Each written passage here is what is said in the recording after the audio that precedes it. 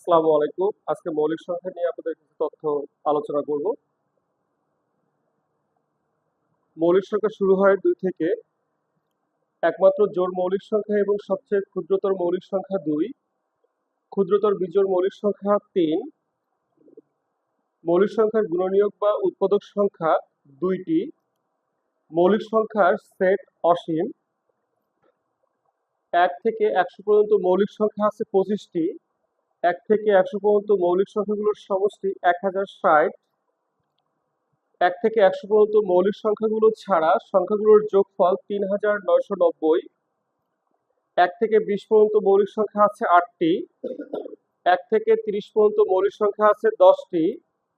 1 থেকে 50 পর্যন্ত মৌলিক সংখ্যা আছে 15টি। 50 থেকে 100 পর্যন্ত মৌলিক সংখ্যা আছে 10টি। 2 এবং 32 এর মধ্যে মৌলিক সংখ্যা আছে 10টি। ধন্যবাদ।